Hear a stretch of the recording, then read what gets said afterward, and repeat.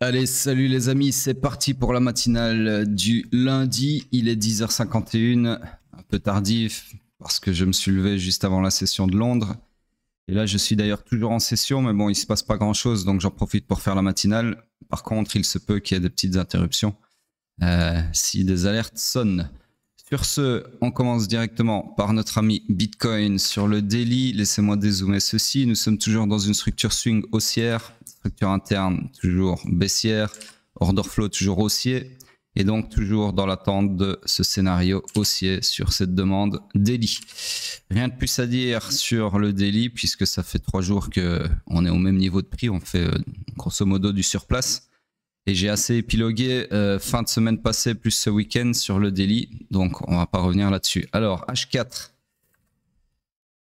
toujours baissier, structure swing baissière, structure interne, laissez-moi regarder, toujours haussière, order flow baissier, d'accord, donc nous sommes dans le high pullback du swing pullback, ok. On cherche donc des shorts, malheureusement cet order flow baissier, laissez-moi vérifier, j'ai juste zoomé pour être sûr que je manque rien, ça n'appartient pas au H4, oups. Voilà. Donc je disais, depuis que l'order flow s'est retourné à la baisse, malheureusement on n'a jamais laissé de POI, d'accord. Donc on n'a pas laissé de supply unmitigated, et ça vous savez que, comme je vous l'ai expliqué plusieurs fois, quand un order flow se retourne mais qui ne laisse pas de zone d'intervention derrière lui, ça devient une poche de liquidité, d'accord. Donc il est possible que le prix ait raclé cette liquidité par après, d'accord. Donc pour le moment, là, le H4, c'est une structure morte tout simplement, puisque on a un order flow baissier, on cherche donc des shorts, mais il n'y a aucun short à exploiter. Oups. Aucune zone d'intervention à exploiter, ok. Juste redimensionner ça, voilà. Donc H4, rien à dire. On passe sur le M15. M15, toujours dans cette structure swing baissière énormissime, que j'agrandis encore un petit peu comme ceci.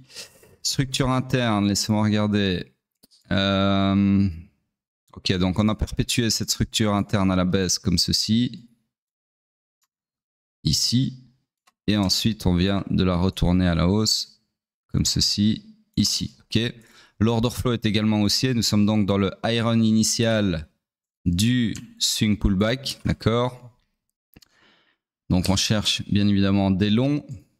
Malheureusement, il n'y a pas de POI intéressant à long puisque ce POI ici présent nécessiterait un retournement de l'order flow pour y chercher des longs, d'accord. Enfin, pour y faire une mitigation. Donc si on fait ça, au moment où on arrive ici, l'order flow sera baissier.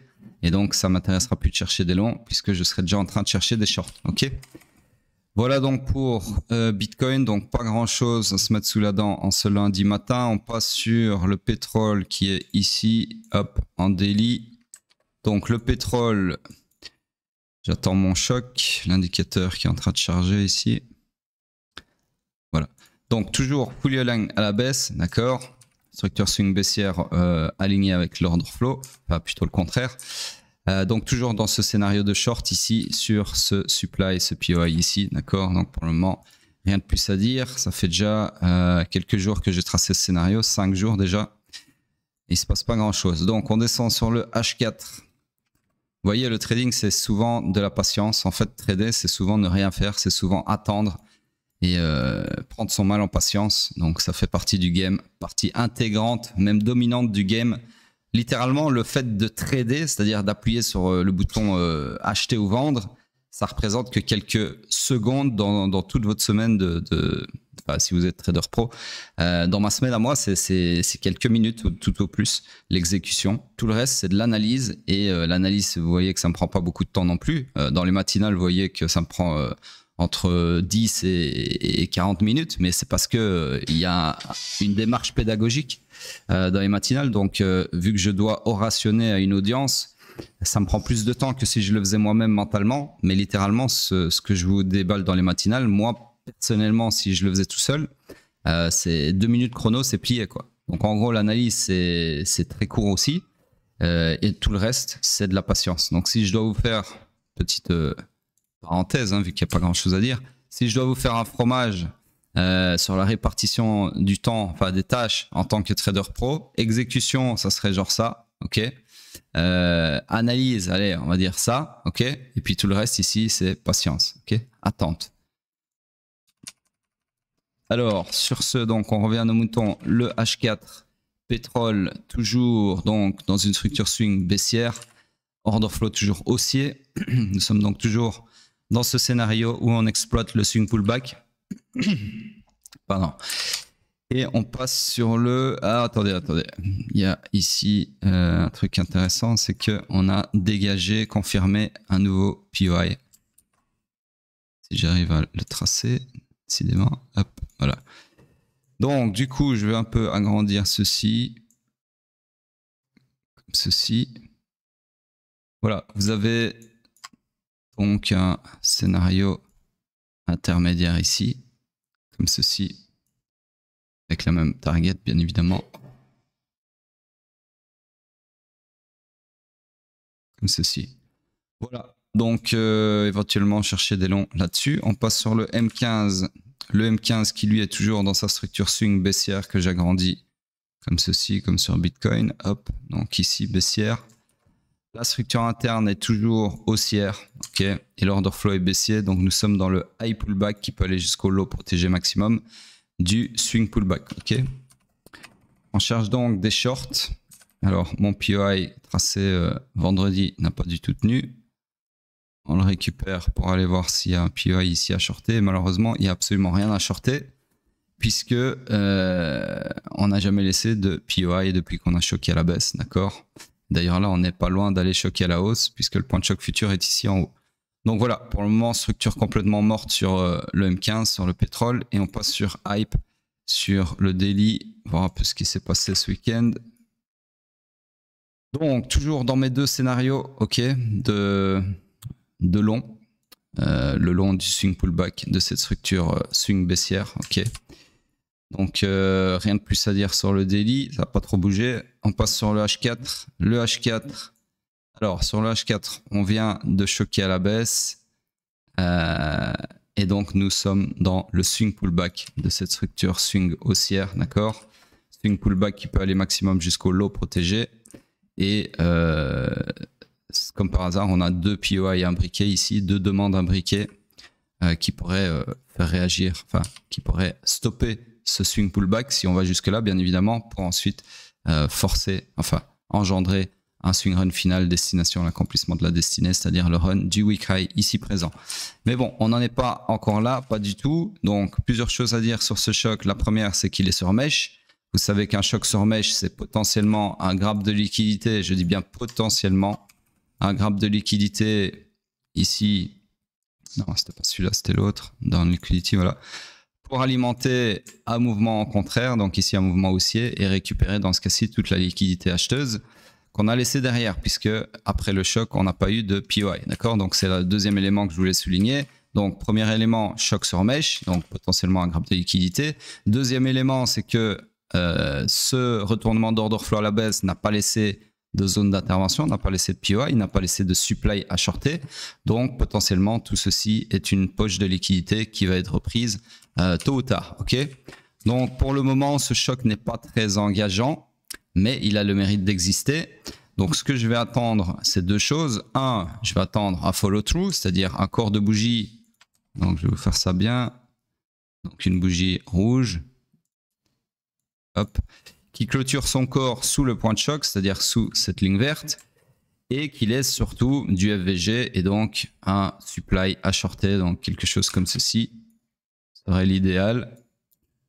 H4, hop, voilà, un POI à shorter, d'accord. Et du coup là je pourrais vous tracer un scénario de short pour shorter ce swing pullback destination le strong low, hein, c'est la target ultime. Comme ceci, ok. Donc pour le moment, c'est ce que j'attends que le marché me donne. Si le marché ne me donne pas ça, bah, il me donnera le contraire, c'est-à-dire que on va rechoquer à la hausse. Le point de choc futur à la hausse, il est ici, ok. Donc du coup, si on choque à la hausse là et qu'on laisse un POI, donc une demande dans ce cas-ci à long, eh bien j'aurai un scénario. Bon, j'ai pas mis la bougie, mais on va la mettre. Si par exemple j'ai une bougie qui choque comme ceci, donc une bougie verte bien évidemment, hop, hop, eh bien, je pourrais vous tracer un scénario comme ceci pour continuer d'exploiter des longs sur Hype. Pour le moment, je n'ai ni l'un ni l'autre. Je vous ai juste dessiné ça parce qu'on a le temps. Il n'y a absolument rien à dire de fou sur Hype en ce moment. Donc voilà. Bref, donc là, je considère, du coup, ça m'intéresse plus. Ok, je sais qu'elle est là, la demande, mais pour le moment, je cherche des shorts. Donc, vous savez que je garde mes graphiques épurés, donc je ne m'encombre pas d'une demande quand je cherche à shorter des supplies. Ok, sur un order flow baissier, bien évidemment. Donc, en gros, pour le moment, structure morte sur le H4. Et on passe sur Bitcoin en weekly. On va aller voir la clôture qu'on a eue hier. Donc, hier, enfin, cette nuit, quoi, en gros. Donc, je zoome directement sur le cœur du sujet. Clôture bullish. Je pensais qu'on allait finir sur un doji, une bougie d'indécision, mais finalement, on a quand même une bougie qui est plutôt, on va dire, c'est un gros doji dégueulasse, ascendance bullish. Ok. Derrière, on a eu une ouverture bullish, donc c'est-à-dire que là, on a ouvert au-dessus du close de la semaine passée. Donc voilà, pour le moment, c'est remontada en cours. Maintenant, à voir comment on va réagir au point de liquidité du haut, enfin que constitue le haut de la bougie de la semaine précédente, d'accord? Donc de deux choses l'une, c'est toujours pareil, hein, maintenant vous connaissez la musique, à force de me suivre, vous en apprenez des choses. Donc en gros ici, c'est soit quand on va arriver à au-dessus de cette bougie, donc c'est là où il y a tous les stop-loss des mecs qui ont shorté la semaine passée et qui sont toujours en position, bien évidemment. C'est de deux choses l'une, soit on va avoir une mèche de revente et donc qui témoignerait du coup d'un grab de liquidité pour alimenter une poursuite de la baisse, d'accord? Donc un truc comme ça. Hop, ok. Donc soit on va avoir ça, ou soit on va avoir une continuation du momentum et donc on va simplement avoir la bougie actuelle qui continue de pousser vers le haut, d'accord? C'est l'un ou l'autre, hein, c'est pas compliqué. Alors maintenant, c'est lequel? Bah, j'en sais foutre rien et c'est pas le but du jeu, ok? Le but du jeu, c'est d'observer lequel des deux on a en temps et en heure et de réagir en temps et en heure. Alors quoique ici c'est du weekly, donc le temps enfin le en temps et en heure ne s'applique pas vraiment vu que c'est pas, enfin moi je ne traite pas le weekly personnellement, d'accord? Donc voilà, dans tous les cas, il faudra attendre une clôture, ok? Mais si on était sur le 5 minutes, bah, c'est ça qu'on pourrait se dire, c'est d'attendre de voir lequel des deux cas de figure est en train de se réaliser et puis se placer, enfin si on était plutôt sur le H4, attendre qu'un des deux cas de figure se réalise et puis descendre sur les low time frame, par exemple le 5 minutes, pour se placer dans le sens escompté, d'accord? En tout cas, celui qu'on pense être le sens qui a le plus de probabilité de se réaliser. Voilà, sur ce, rien de plus à dire, ok? Pas d'autres infobules à rajouter pour le moment. Donc, vous voyez que l'infobule numéro 7, pour le moment, elle porte ses fruits. C'est-à-dire les deux, donc je traduis pour les cancres, hein, ceux qui n'ont pas souhaité devenir bilingues grâce aux cours d'anglais. C'est vrai qu'en France, vous avez des cours d'anglais ridicules, mais bon. Donc du coup, les deux lots précédents des semaines précédentes, du coup, donc je vais essayer de vous les tracer ici. Celui-ci et celui-ci ayant été purgés, donc ici, liquidity grab, eh bien, c'est potentiellement pour alimenter un mouvement haussier. Donc c'est ça que l'infobulle ici dit, ok. Et pour le moment, c'est ce qui a l'air de se réaliser. Et ce qui m'intéresse de plus en plus, c'est qu'on arrive ici sur une poche de liquidité assez intéressante, puisqu'on a non pas un, mais trois hauts de bougies des 3 semaines précédentes. En gros, je vais vous tracer ici, 1, 2, 3, à récupérer. Donc, je pense qu'il y a de bonnes chances quand même que le prix, enfin le market maker, ait ceci en ligne de mire, d'accord, plutôt que d'aller simplement récupérer les stop loss là pour continuer la baisse. Alors qu'il y a énormément de liquidités ici. Honnêtement, avec l'expérience, j'ai tendance à dire qu'ils préfèrent tout sweeper d'un coup. Maintenant, encore une fois, on est sur le weekly, donc il peut très bien, ça dépend de son agenda, l'horizon de temps de l'agenda. Si l'horizon de temps de l'agenda, c'est court terme, bah, ceci, récupérer les stop loss ici pour alimenter une suite de la baisse, c'est suffisant.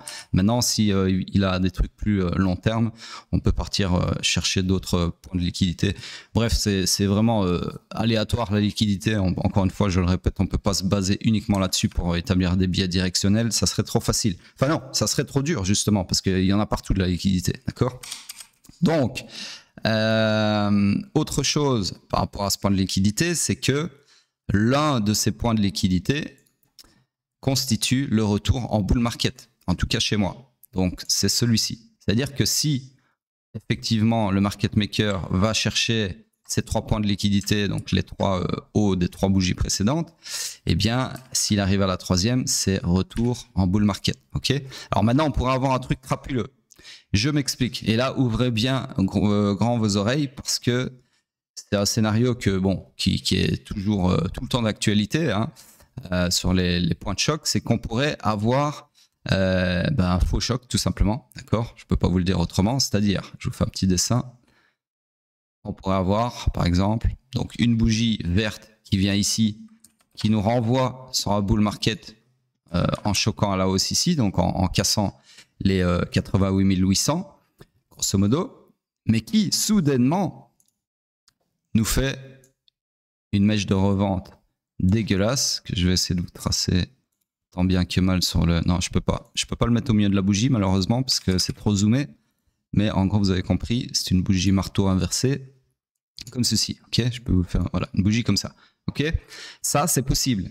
Et là, ça voudrait dire quoi? Ça voudrait dire que oui, on a choqué à la hausse, oui, on a cassé les 88 800, mais si la bougie qui a fait cette cassure, qui nous a remis dans un bull run, théoriquement, clôture comme ceci, les amis, je peux vous dire que ce sera très annonciateur d'une poursuite du bear market, d'accord? Et que très potentiellement, après avoir choqué à la hausse ici, sur la ligne verte, le prix rechoque à la baisse comme si de rien n'était, donc dans ce cas-ci, sur le bas de la bougie là, hein, si c'est ce scénario qui se réalise, et qu'on continue le bear market, c'est-à-dire le swing pullback, comme si de rien n'était. Donc ça, c'est possible, ok?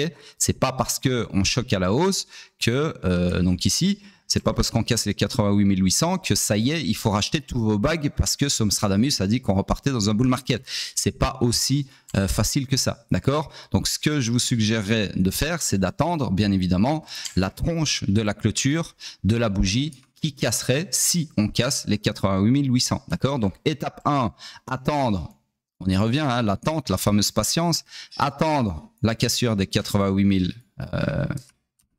Je vais vous l'écrire bien parce que là, c'est impossible d'écrire là-dessus. Voilà. Voilà un petit plan d'action made in Somstradamus. Donc, attendre la cassure des 88 800. 2, attendre la clôture weekly. Et 3, faire ce que vous avez à faire. OK? Je mets X.